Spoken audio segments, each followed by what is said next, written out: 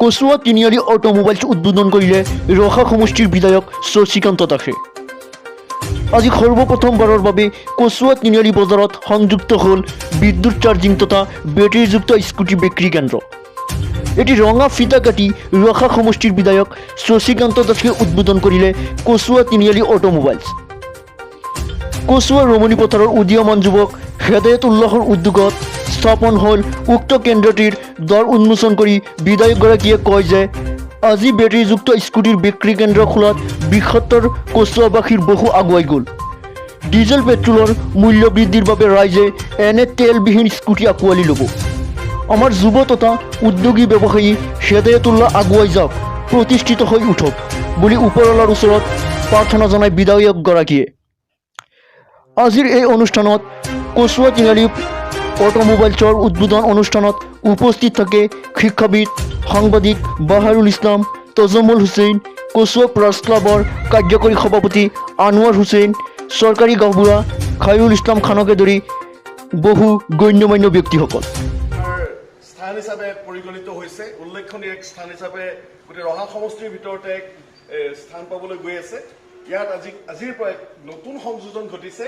আমাৰ হেদায়তুল্লাহ ডাঙৰীয়াই প্ৰতিষ্ঠা কৰা আৰম্ভ কৰা আমাৰ এই ব্যৱসায়িক প্ৰতিষ্ঠান থাকে। মই পুনৰবাৰ তেখেতলৈ আন্তৰিক শুভাশীষ জনোৱাৰ লগতে এই ব্যৱসায়িক প্ৰতিষ্ঠান ভাগৰ উত্তৰ কামনা কৰি আজিৰ এই অনুষ্ঠানটো মই দুখাৰ কোৱাৰ লগতে অনুষ্ঠান ভাগ আপোনালোকৰ সকলোৰে দিহা পৰামৰ্শ দোৱা আশীৰ্বাদেৰে আজি এই অনুষ্ঠান ভাগৰ শুভাৰম্ভণি কৰিবলৈ ওলাইছো। আপুনি অভিভূত হৈছো।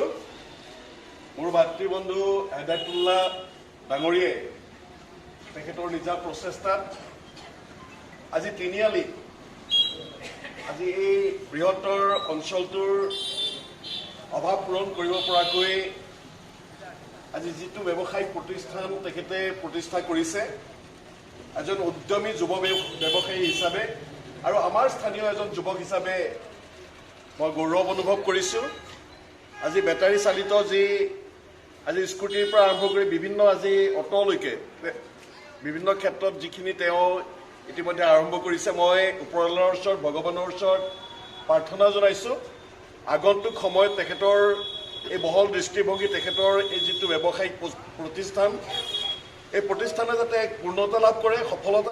বিধায়ক হিচাপে আজি ইয়াত আহি পেলাই কেনে অনুভৱ হৈছে আপোনাৰ? মই সঁচাকৈয়ে অভিভূত হৈছোঁ যে আজি প্ৰায়খিনি আমাৰ নিবনুৱা সমস্যা আছে, যথেষ্ট আছে, কিন্তু প্ৰায়সকল নিবনুৱা সমস্যাই আজি ডিগ্ৰী পাছ কৰাৰ পিছত বা হায়াৰ ছেকেণ্ডেৰী পাছ কৰাৰ পিছত দেখা যায় সততে এটা চৰকাৰী চাকৰিৰ কাৰণে দৌৰি ফুৰা দেখা যায়। কিন্তু আজি হেদায়তুল্লাহ তাৰ ব্যতিক্ৰম। তেওঁ চৰকাৰী চাকৰিৰ পৰিৱৰ্তে এটা ব্যৱসায়িক চিন্তা চৰ্চাৰে আজি যিটো তেওঁ তিনিআলিত এটা ব্যৱসায়িক প্ৰতিষ্ঠান আৰম্ভ কৰিছে, সঁচাকৈ অভিভূত হৈছোঁ।